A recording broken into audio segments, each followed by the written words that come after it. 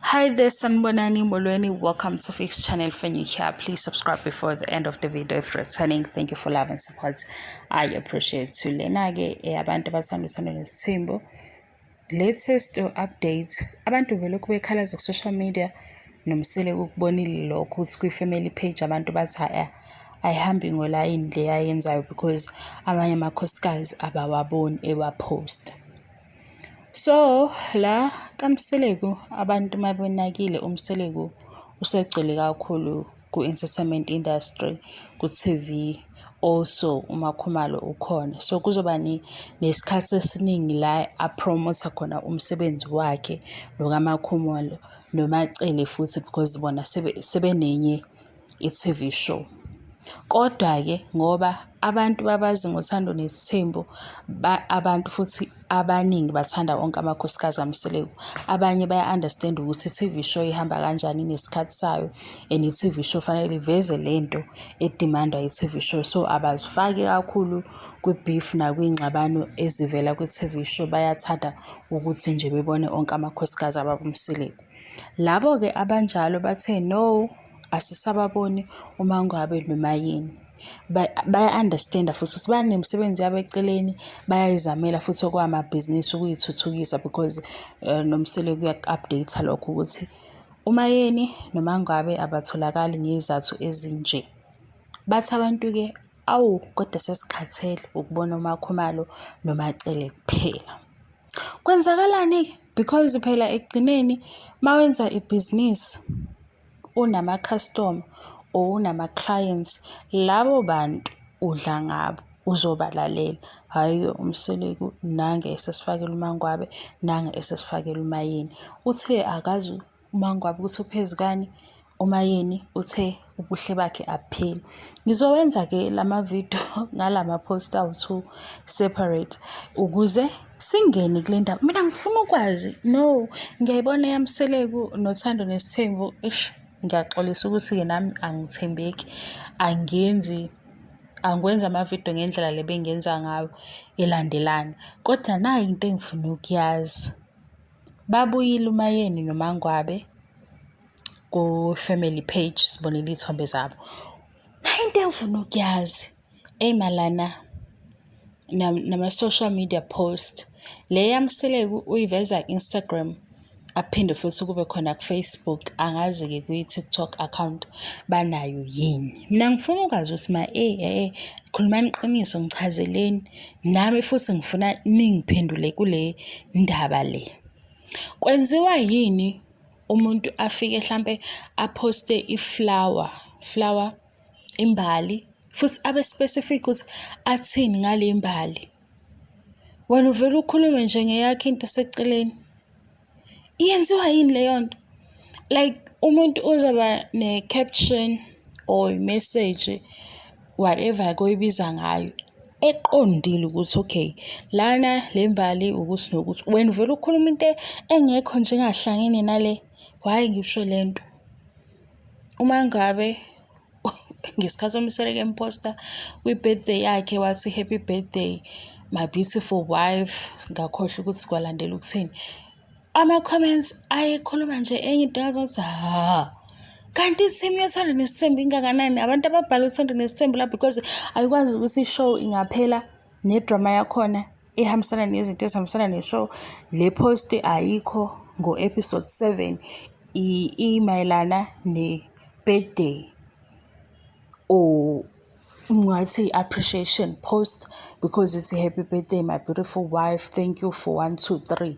Wena masuze ukuthi hayi into eyenza ukuthando nesithembu yangidina, hhayi awukho right. Nina hayi. Okunye yazi musuke uzihlaza if umuntu uyaposta, bheka ukuthi uthini noma ukhona umbuza awubuzile ukuzeke usuyazi ukuthi kule post mhlawumbe ubuza ukuthini, so uyaphendula. Manje nje uvele wena uhambe ehlathini like iba lento nokuthi wena udliwa yini. Because manje too invested or too involved. Yabona, thina si-enjoy ishow, ingakho ungezu-understand masenza ama-reviews usuthi wena sikhuluma iy'ndaba zabantu. Ingoba ishow siyayibuka, siyayi-enjoy, sixoxa ngey'ndaba zabo lezi abayikhuluma ku-TV, mase siya-edda. Kodwa ngeke ukuthi ngoba nakho sesi-edda kakhulu-ke siyakhuluma, so sesithola lapha kwi-post yami uncoma ingane or uncoma uMacele, sesikhuluma ukuthi hayi uMacele ku-episode 10, ayibo. Kuthiwa uMacele uqala ibhizinisi elisha or uMacele khona akuzamayo. Into okufanele uyenze lapho ukuthi ihalala, simfisela okuhle okukhombisayo ukuthi uyakwazi ukufunda. Uyayibona futhi le post ukuthi imayelana nokuthi uMacele uqala ibhizinisi elihle or uMacele uthole into enhle. Uyabona lapho kufanele uthini if kunesidingo. Hayi, yabo leyo kuyifaka. Ayi ngeke abantu bayifaka ngendlela e-wrong. Manje babuye bazoyifaka nakimi-ke lana. Mina ngisale ngi-confused because mangizosho into eqondile mina ngithi yazi ukuthi ku-episode 4 kwenzeka ukuthi episode 7 kwenzeka ukuthi engakuqondi ilokhu ngicabanga lokhu. Avela akuduze umuntu angitshela into engakazi ngize ngisho. Lapho kufanele ngisala ngingazi ukuthi ngiyakuphendula noma ngiphendula. Hhayi-ke uMayeni-ke uthomisele kubuhle bakhe abupheli. Hayibo, unenhliziyo enjani, ungaba muhle. Hayibo wena. Hayi, ziqoqeni. Ubuhle bakhe abupheli. Okay, fine, ugcwele lento ye-fan base ekhanda, lento yokuba yi-follower, lento yokuthi uzophosteka kwinoma yiphi post because ulandela ishow kakhulu. Dlula-ke uma ubona ukuthi awufuni ukisho into e-positive ehambisana nalento epostiwe. Inzima leyo. Hayi mina ngimthandi ngoba akafunanga ukuya ngemcimbini. Hayibo we. Hey. Le extra time uyisebenzisa ngani ukwenza enye into because manje ngathi uyadomoroza kancane. Because manje lento ayihlangani ukuthi wayilana kuzobhala isiZulu wena uvela uvuke ngeSpanish. Hayi mina ngimthandi, ungaba muhle kodwa ube nenhliziyo embi and hayibo ungenaphi-ke kangaka. Le kwanza ukuthi usungene kangaka ungena because manje wena nje wow. Uhusband uposta unkosikazi wakhe amkhetha wena ungekho. Waphinde futhi lo husband wahlala phansi nalo nkosikazi wamtshela ukuthi sizokwenza i-TV show kwibhizinisi labo. Wena wakhetha ukuthi support-a ngokuthi uyibukeke le TV show njengami ngoba nami ngiyibuka i-TV show. Kodwa manje lo husband uthi mina nonkosikazi wami si-celebrate 1, 2, 3 lo okwenzeka ekhaya. Sengiyafika-ke mina ngoba yakho sengibuka i-show from season 1 to season 6. Sengithi mina yibo ku-season 5 nje wayekuthuka.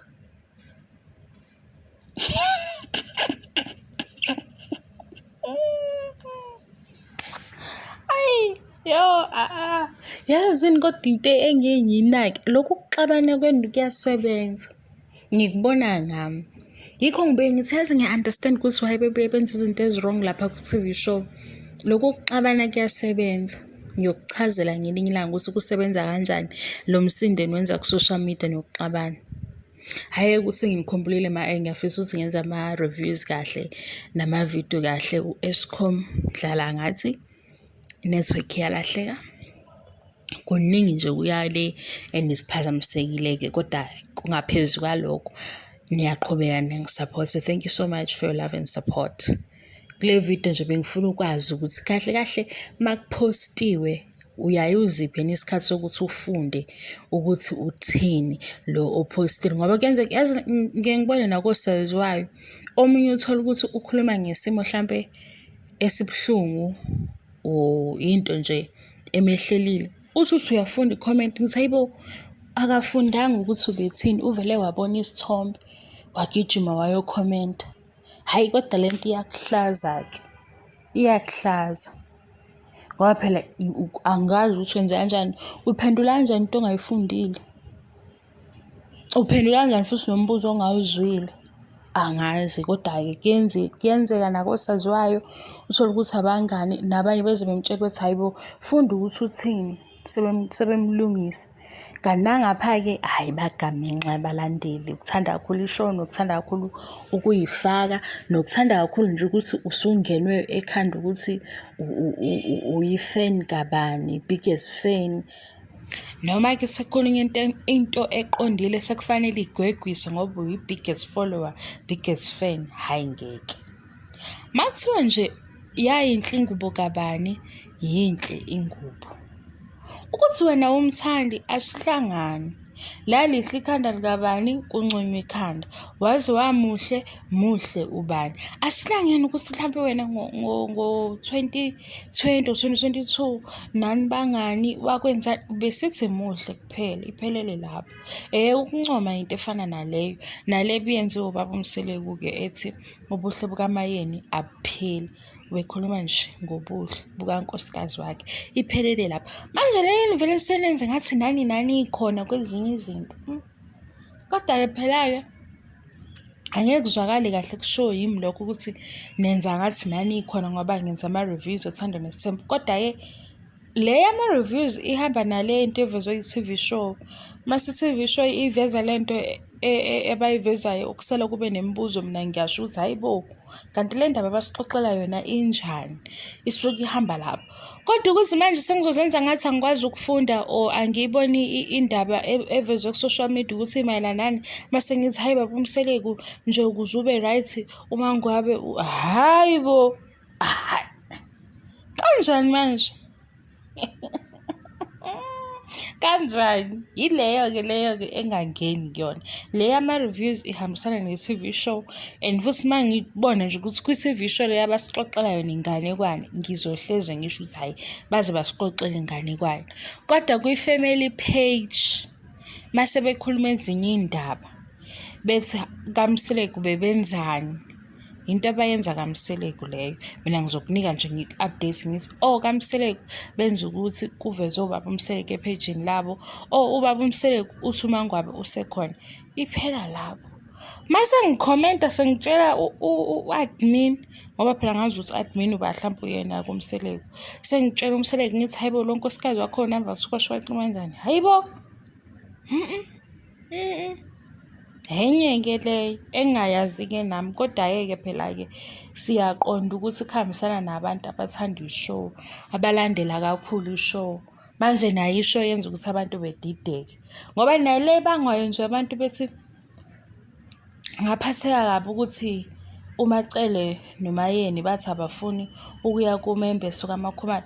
Mina ngifuna ukwazi ngempela, ubona ukuthi umembeso kaMakhumalo uvele wakhulunywa kwi-TV?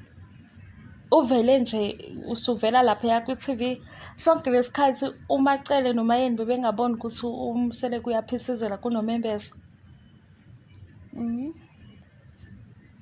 Hhayi, phela indlela ocabanga ngayo engaphikisani naye ayilona iphutha. Kodwa nje uMacele uhlala lesi phakhi-ke, yena unelakhe igceke.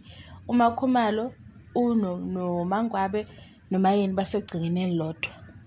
Mase kufika ama-rice awu-10, o-10 kg abawu-10 noma abawu-20, uzobona phela uMayeni angeke phela sesinaye uMakhumalo sebafikisa ebusuku izinto zakhe zomcimbi, phela angeke vele akwenze ebusuku.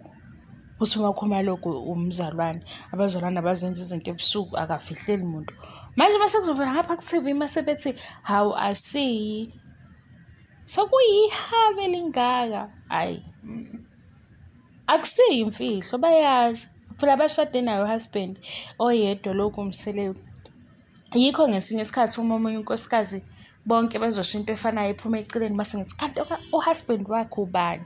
Ngisuke sengisho into efana naleyo, ngoba phela ngeke kwenzeke ukuthi uMayeni mhlawumpe ngenza izinto nje ey'nkulu lapha endlini yakhe abayiboni uMangwabe noMakhumalo, mase i-TV show isizosenza ukuthi sikholwe lokho. Kodwa phela uma ukukholwa akulona iphutha, ngoba impela wabona iy'mpahla ezaphuma laphaya ezaziningi ngesikhathi ey'fika azilindanga Uthando Nes'thembu.